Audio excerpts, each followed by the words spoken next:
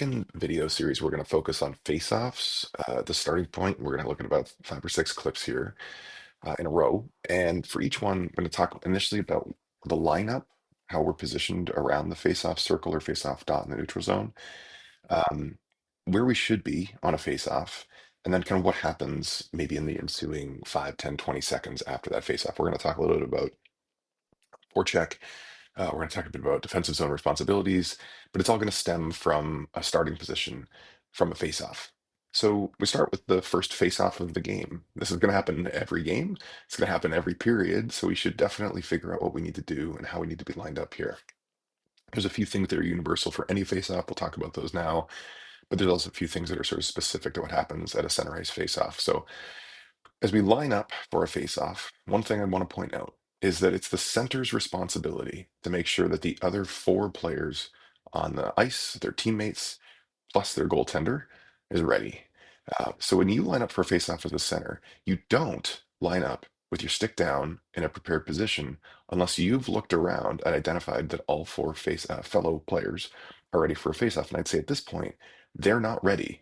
These 2 defensemen are behind the blue line, which is too far back, and our 2 forwards aren't quite engaged. Our 2 wingers aren't engaged yet. And that's fine because the referee's nowhere near the face-off dot to drop the puck yet.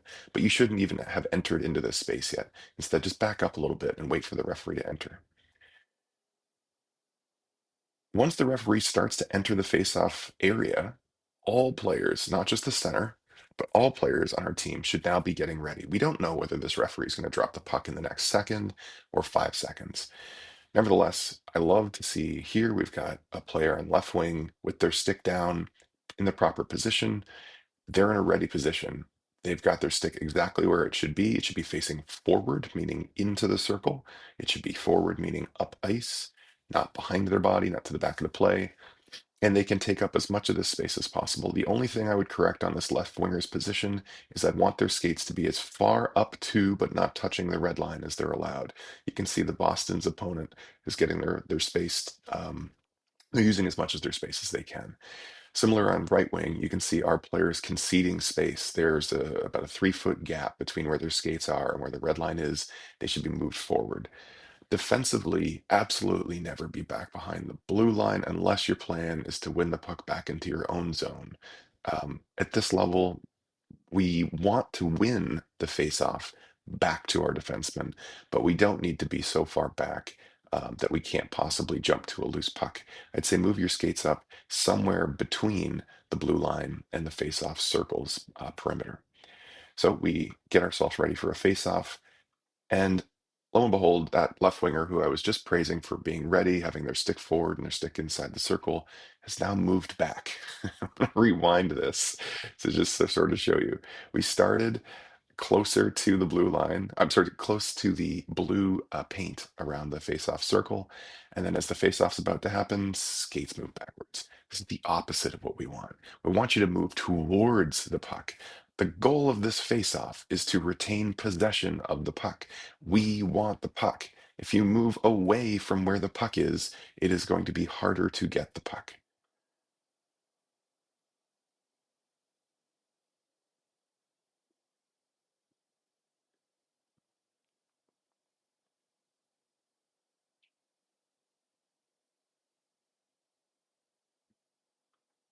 Now, one last thing. We're at this moment now where the referee's about to drop the puck.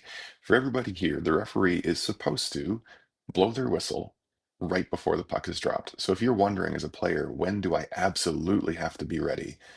It's the moment the referee blows their whistle, because at that point, the puck is supposed to be dropped in the next second or two. Body position should be very, very specific. And it's one that we've talked about since the first day of this team and probably since the first few days you've ever started playing organized hockey. There's a ready position in hockey. You have a wide stance with your feet just shoulder width apart. Your knees are bent, your bottom's down, your shoulders are up, meaning not hunched over, but your chest and head are up. And you can see a few players making that kind of position. The right defenseman, the left winger, the left defenseman are in that position. but the player on the right wing is standing completely straight and their knees are bent in. This is not a ready position. You're ready, you're looking for the puck, but you're not putting your body position in the best possible position to win that puck. Standing upright loses leverage, it loses power. You need to get your knees apart farther, they need to be under your hips, not inside. Finally, need to be moving up, as we talked about already. But hey, you're not the only one that's not ready. Look at these two Boston defensemen. They're completely out to lunch.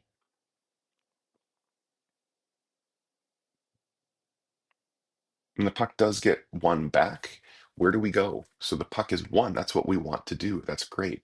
One of the things I like to see, recognition of the left winger immediately sees that their defenseman is the one with the puck. Rather than clearing towards the puck, moving in this direction, left winger should be moving immediately to the boards to try to create a passing lane. This defenseman has the puck. They're in our zone. We want to move up the ice with the puck. So rather than skating towards the puck carrier and into your own zone, we want to navigate to the boards. Center stays to the middle to be an outlet in the middle. Right winger stays to their side to be an outlet on their side. Notice, though, the direction that all of our players are facing. Everybody's eyes are on the puck. Everybody's body position is faced forwards towards the puck. Nobody has yet opened up, meaning they've rotated their bodies so that their shoulders are pointing left shoulder to the goalie, right shoulder to the goaltender on the left shoulder to our goalie, right shoulder to their goalie. Nobody's in a position actually to move in either left or right direction. Everybody's body position is only going in our own zone. And so once the puck moves, and you can see it, you can't see it off screen, but the puck's moving up the boards. Now these players are in a position to receive a pass. This is actually kind of nice. Sticks down, sticks down. Everybody's going to go fight the puck. But it's too late because they had already moved from the faceoff back to the puck rather than just staying in space as an option. When that puck moves up the boards, it's going to end up with this defenseman. This center should have recognized that already and been shooting up towards this defenseman to try to create a turnover. Instead, we're behind the play, and so now everybody's standing around looking for what to do. Okay, second face-off here. In this case, want to go back to same principles. What are we trying to do? We're trying to win the puck back to our defensemen. Where do our defensemen need to be standing? Not really where they're standing. This is not an easy place for a center at this level to win. That would require her to win it straight between her legs. Instead, we want to get this left defenseman to the left of or between the left winger and center, somewhere in this area, in a place where that backhand can actually get that puck. So I'd suggest this defenseman move probably about 6 feet to the left and another 4 feet forward to make that face-off win a lot easier. The the right side defenseman in this case is in the middle. Again, they could probably move up forward, but in this case, the right defenseman's probably on a good line here, able to make a shot if the puck happens to come to her. But what do we say sort of universally around any faceoff? Center doesn't go in until the center is sure that their players are ready. And looking at this, we've already identified that the left defenseman's in the wrong position. The center should be turning around and talking to that defenseman. Likewise, this left winger is not giving body language that indicates they're ready. The right winger has one hand on their stick, they're not ready. And yet our two centers are in a great face-off looking stance, ready to battle. But there's no recognition on this center that anybody's actually ready to win a puck. So don't go into the face-off circle unless you're sure your team is ready. So in this case, you can see the referees failed to do their job. They didn't blow their whistle prior to dropping the puck. This happens. Nevertheless, our right winger is engaged. This is what we want a hockey stance to look like. Knees are bent, butt is down, shoulders and head are up, stick is on the ice. That's fantastic. One thing to correct, just like we saw on the first opening faceoff, we're conceding space. The hash mark's actually about another foot up, so it's a minor adjustment, but it is significant. We want to be able to move our body as close to that hash mark line as we can so that we can engage stick on stick should a puck be one to the right. On the left wing, this is the player that's not engaged whatsoever. This is going to be an easy win for this right defenseman. On the white team, even though their stick's not up in the air, our left winger has one hand on their stick, is looking to the corner of the ice, and is standing completely straight. This is not a ready position in any way. The face-off happens, and it's too late because now the player only recognizes that the puck's coming to their end. The face-off ends up back into the middle, and it's a lost opportunity. The left winger does a nice job in pursuing the puck, but if they were ready in the first place, that puck could have been on their stick, back to the defenseman, and a shot could have been taken. So you have to be ready when this play ensues. Another thing to notice here on this face-off, it's sort of, we were focusing on the puck initially, but what do you do after a face-off's won? And our goal is to move that puck towards the net in any part of the zone, whether it's the offensive zone, the neutral zone, or the defensive zone. We want to retain possession off the face-off. We want to do something that helps us advance the puck up the ice. So in small ways, that means that we need to be pushing our bodies towards the net or towards space that will allow us to get the puck towards the net. In this case, what you just saw was the faceoff is going to be one to the left-hand side. As a winger here, I'm saying we want to be pushing up this ice. This right winger should be barreling towards the net so long as there's a loose puck here. Because the idea would be that we'd get a shot towards the net. Instead, off a faceoff, and again, this is a player who's in a ready position, which we like, the first motion after the faceoff win is not inside, which it should be. It should be inside to try to win a puck and get towards the net, but instead it's to back away and back away and back away. And so the puck is here. We have five white jerseys all battling for a puck, and we see the left winger as the sole forward getting to the puck. The center's late in getting there. The center should be involved already. And as the puck finally gets to the center stick, because the right winger never advanced to the net, there's no chance for this player to get a rebound opportunity. Unfortunately, the center panics and takes a soft and off-body position shot, so the puck goes wide. Nevertheless, we want this winger to have not backed away 15 feet off the faceoff circle when the puck never left the faceoff circle. We want that winger in, fighting for pucks, getting their body to the net. That's the position that you're going to be in to try to score a goal. Next thing, the puck comes out towards our defense, and that's great. And just like we saw in the center ice faceoff, after the puck is won back to our defenseman, all our forwards' bodies are moved completely positioned up towards the puck. Everybody is facing the puck. Everybody's skates, shoulders, chest, head are staring back towards our goaltender. Nobody is moving to a position in which they can receive a pass. Nobody's moving towards the net in which they might make a rebound for a shot. All three forwards are making a mistake here in drifting and following towards the puck. Finally, we see one forward that's about to start to break wide, one forward who's thinking, I'm going to get out of the way, and one forward who's completely standing up with their left hand not holding their stick, not able to contribute to receive a pass or make a tip. Puck ends up going back to the net in a direction back to the net, but doesn't quite make it to the net.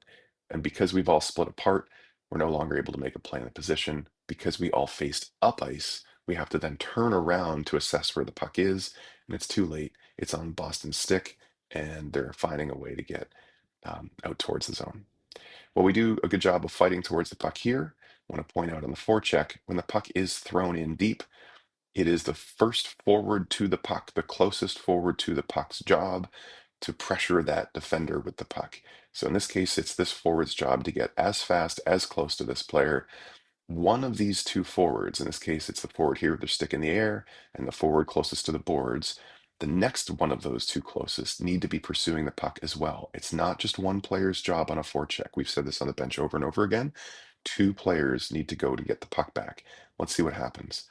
In this case, one player skates towards the puck, but then leaves the puck carrier. Their skates, their body position, they are leaving that player in the offensive zone. It is your job to pursue the puck in any space in the offensive zone. The right side or the right winger is not only responsible for the right half of the ice, the first player in this case, this player, is supposed to forecheck and pursue the puck carrier no matter what side of the ice they go in the offensive zone. The left winger was late, even though this player is now coming towards them. We're going to see them playing with one hand on their stick and getting gently pushed away from the puck carrier. This is completely not what we want to do. This player is not making any effort to go after the puck.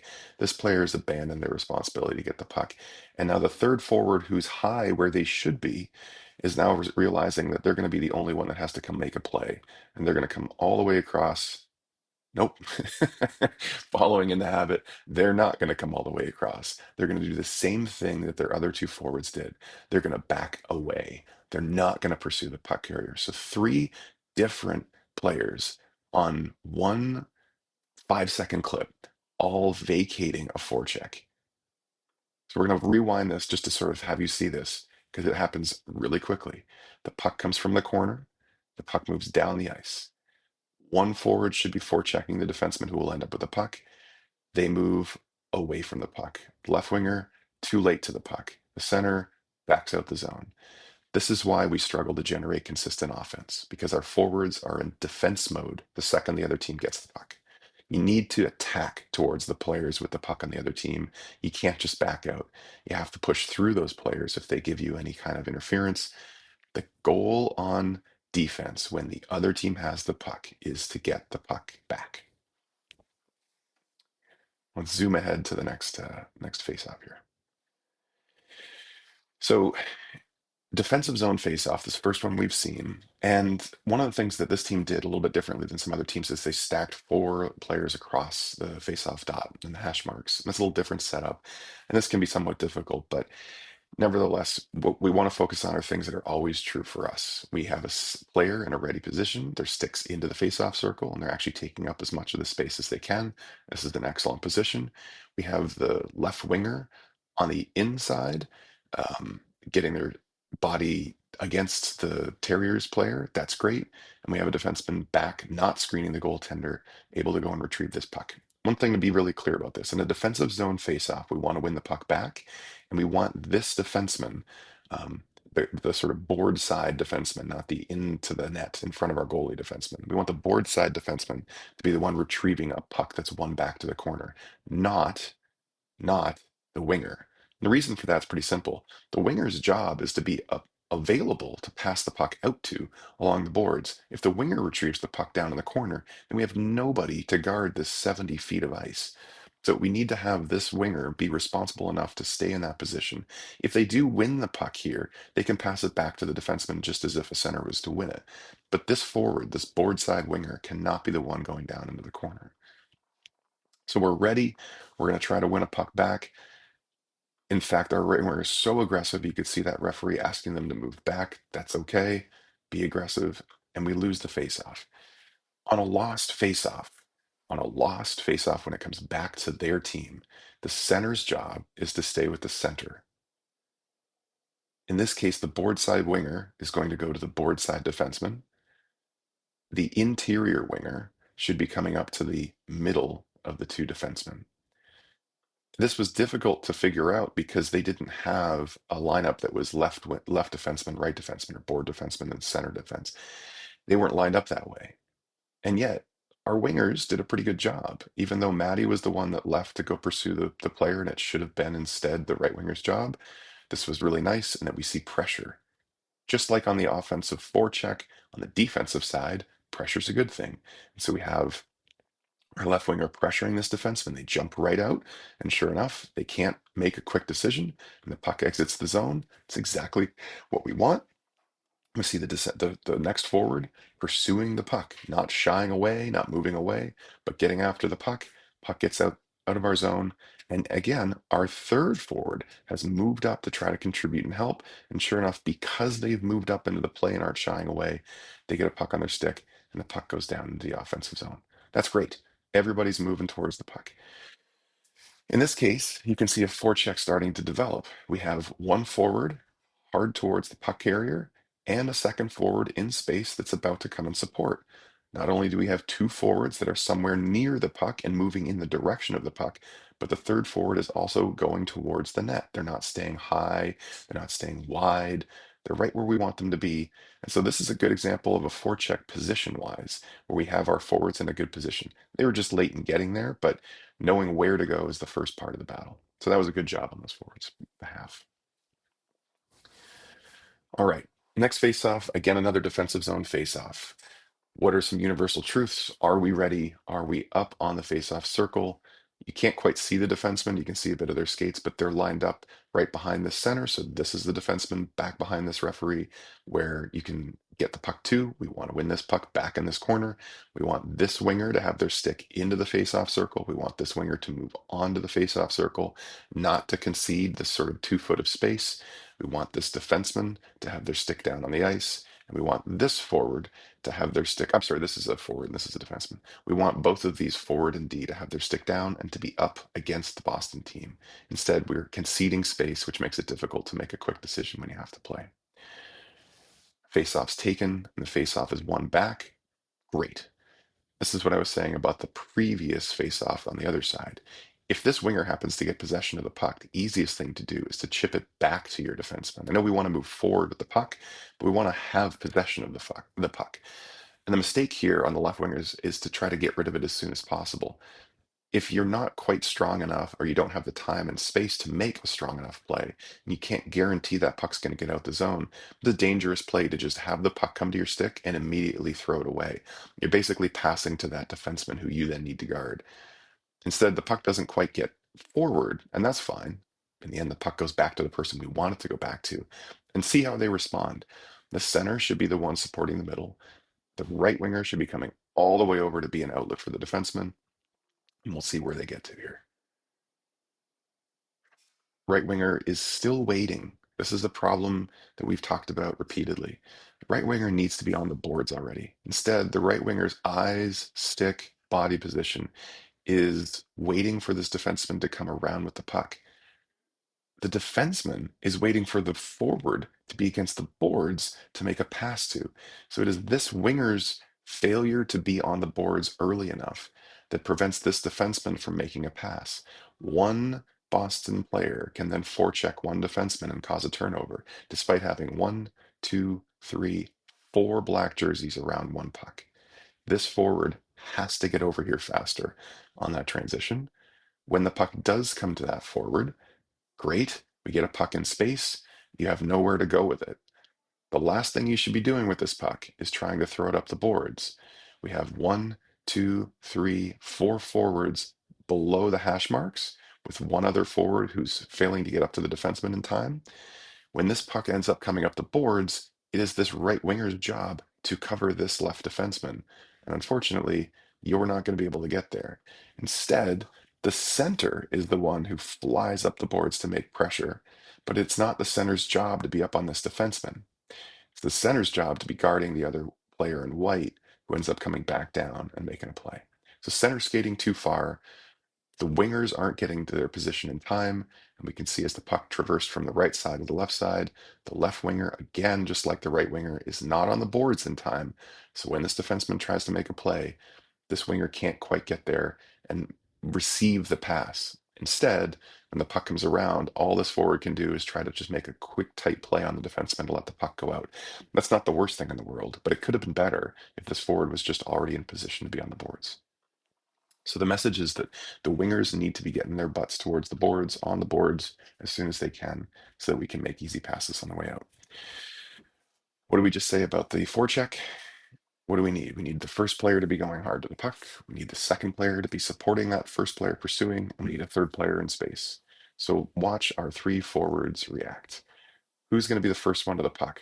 Probably the left winger. Center is the next closest. Right winger's coming in as high player, that high player in the slot. One player has the puck. Okay. Are any of these three looking like obvious candidates to go to get the puck? Are they skating hard towards the puck? No, they're gliding, gliding, gliding, gliding, gliding, gliding, then skating. So the notion of a forecheck is one that's got to be fast. We have to be able to move quick to the puck and not just sort of glide, glide, glide, then try to react. So just watch this really briefly one more time. Watch their skates. Watch how hard they skate or how hard they don't skate, and how many players are actually in pursuit of a puck carrier.